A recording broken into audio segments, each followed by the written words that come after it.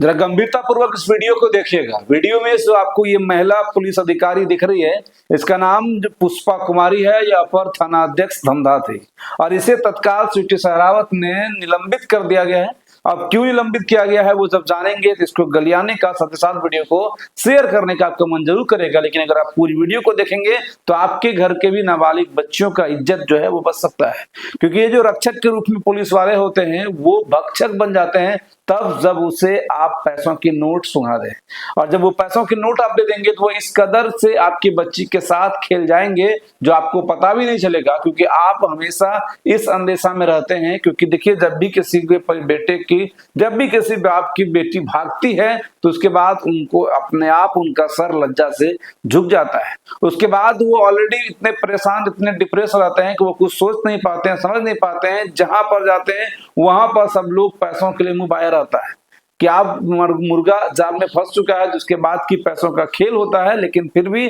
आप अंतिम समय तक चुक जाते हैं कि पता नहीं लड़की किसके फेवर में बयान देगी, क्योंकि आपके हाथ से लड़की निकल चुकी रहती है। और ऐसा ही मामला धमधा में हुआ, और एक और मामले का जिक्र हम लोग इस वीडियो में करेंगे जो हम लोगों ने आंखों देखा इस वीडियो में, या इस तरह की रिपोर्ट को हमने आंखों देखा। सब कुछ आपको जो चीज हमारे साथ हुआ वही चीज मैं आपको बताऊंगा। सबसे पहले हम लोग धमधा की इस जो है भक्षक की बात कर लें। ये करती क्या थी, नाबालिग लड़की एक का अपहरण होता है। अब शादी की नियत से हो, बलात्कार करने की नियत से हो, जिस भी नियत से, लेकिन अपहरण होता है। उसके बाद फिर जब बरामदगी हो जाती है तो पुलिस वाली कैसे खेल खेलता है। और मैक्सिमम केसेस में ऐसा होता है कि थाना प्रभारी जानबूझकर किसी लेडी इंस्पेक्टर के हाथों में ऐसे केस को सौंपते हैं ताकि महिला पुलिस अधिकारी उसको गंभीरता से लेगी। लेकिन ये महिला पुलिस अधिकारी जो पहले ही अपने दिमाग में ऐसे केस को आपदा में अवसर बनाए रहती है, वो पैसों का खेल खेलती है। और ऐसे केस में हमेशा वो पार्टी अधिक पैसा देता है जिसका कि गर्दन फंसा होता है कानून के संसार में, जिसका मतलब जिस नाबालिग लड़की को लेकर लड़का भागता है वो ज्यादा पैसा देंगे, ऑटोमेटिक बात है, क्योंकि उसका गर्दन फंसा रहता है और उसे पॉक्सो एक्ट के तहत पुलिस वाले को जेल भेजना रहता है। अब देखिए, ये लोग सबसे पहले जब FIR लिखते हैं तो उसको पॉक्सो नहीं लगाते हैं ताकि अपने हाथ में एक मामला रहे, क्योंकि ऐसा इन लोगों का दिमाग में प्रोटेक्शन रहता है। अगर कोई चाहे बालिग हो चाहे कोई नाबालिग हो, अगर लड़की घर से भागी है तो अपने मन मर्जी से ही भागी होगी, मेरा काम है इसको मिला देना, या हमारा क्या काम बनता है।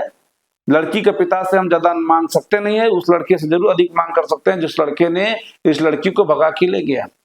अब उसी तरह से जब यहाँ पर जब पुलिस उसे चाहे किसी भी कारण से दबाव से हो, या फिर चलो ठीक है कि अगर भाग गया है 2-3 दिनों 4 दिनों के प्रेशर के बाद वो लड़के को लड़की के साथ हाजिर कर देता है। और उसके बाद खेल यहाँ से शुरू होता है आईओ का। जो केस में आईओ बनते हैं वो लोगों को थाने से उस लड़की को निकाल कर मेडिकल जांच के थ्रू कोर्ट में पेश करना रहता है। इसको कहते हैं 164 का बयान।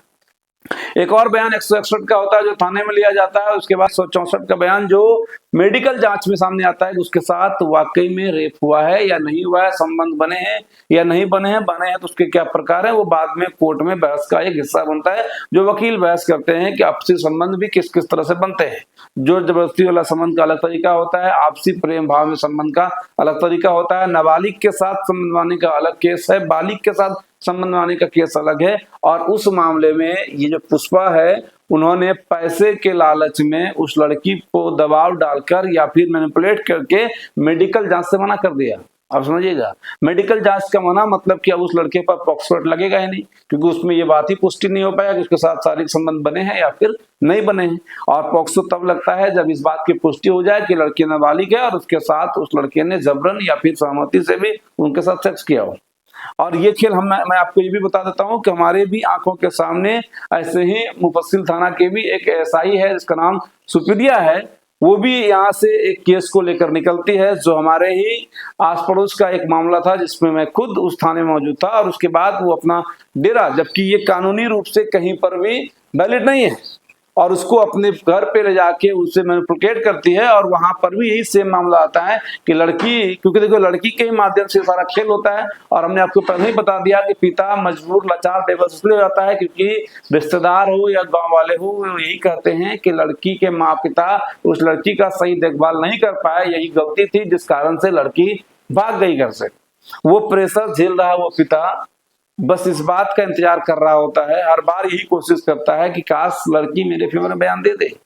या उन्हें इस बात का अच्छा समझा जाता है कि अगर लड़की हमारे फेवर में बयान नहीं देगी तो ऑलरेडी हमारा केस झूठा होगा, लड़का बरी हो जाएगा। और वो पूरा विश्वास पुलिस वाले पर करते हैं, जैसा कि पुष्पा के साथ भी हुआ। अब वो पुष्पा जो अपर थानाध्यक्ष थी धमधा की, वो पैसा का लोभ में उस लड़की का मेडिकल नहीं कराती है, लेकिन ये बात जो है वो राज खुल जाता है जब लड़की के पिता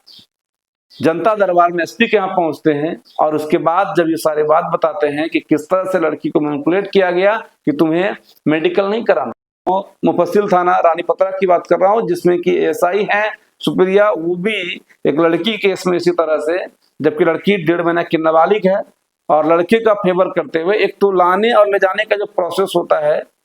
आपसी ये लोग तालमेल कराने लगते हैं, लड़के लड़की के साथ बातचीत करने लगते हैं, लेकिन जबकि कानून भी ये कहता है बाल सुधार लड़की के माँ बाप ही मिलेंगे, और उसके बाद भी वो किस तरह से पैसों का खेल करके उसे मेडिकल जांच के लिए मना कर देती है। और यही मेडिकल जांच जो है उस पुष्पा का गले का फांस बन गया, और उसके बाद आज एसपी सुटी सहरावत ने उसे निलंबित कर दिया गया। हम लोग भी उस लड़की के बयान पर ही अभी निर्भर कर रहे हैं, क्योंकि हर माँ बाप उसी लड़की के बयान पर निर्भर करता है कि लड़की क्या बयान देती है, और अगर हमारे केस में भी लड़की बयान दे देती है उसके बाद फिर हम लोग भी इस केस को खुलवाएंगे, और उसके बाद सीसीटीवी फुटेज से ये क्लियर होगा कि कितने बजे थाने से गाड़ी निकलती है और उसे यहाँ से सदर अस्पताल पहुंचने में कितना टाइम लगता है, और उसके बाद जो है वो गाड़ी कहाँ पर रुकती है और उस गाड़ी के रुकने के पीछे का क्या वजह होता है। इसलिए आप भी अगर किसी बेटी के बाप हैं या किसी बेटी का भाई है, रिश्तेदार है, तो इस वीडियो को अधिक से अधिक शेयर करिए, ताकि ऐसे पुलिस वाले से आप भी उस थाने में जो गतिविधियां ये लोग करते हैं, आपके बच्चे को उसी गाड़ी में मैनिपुलेट करके वही लोग खुद बताते हैं कि नहीं करना है मेडिकल जांच, और इसके बाद फिर ये कहते हैं लड़की तो मना कर रही है, हम जबरदस्ती नहीं कर सकते हैं, और अपने हिसाब से पूरे केस के डायरी को लिखा जाता है और अपने हिसाब से केस को प्लान किया जाता है। और यही वजह भी है कि ऐसे ऐसे पुलिस वाले के बच्चे नाकामयाब निकलते हैं। आप कई सारे एग्जाम्पल आप देखे होंगे, गांव समाज में देखे होंगे, ऐसा ही पुलिस वाले के बच्चे निकम्मे निकल जाते हैं, लोथ निकल जाता है, जो कुछ अपनी लाइफ में नहीं करता है, क्योंकि ये कई घरों को बर्बाद करके अपना जो जेब है वो भरने का काम करते हैं। चलिए, कम से कम इस अपर थानाध्यक्ष की निलंबन को लेकर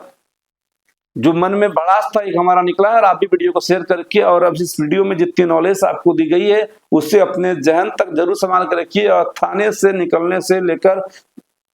जो मेडिकल कॉलेज पहुंचना और उसके बाद जो आपको कोर्ट पहुंचाना हो, आप भी साथ रहें, पुलिस वाले को अपनी मनमानी न करने दें, ताकि पुलिस वाले आपके बेटियों को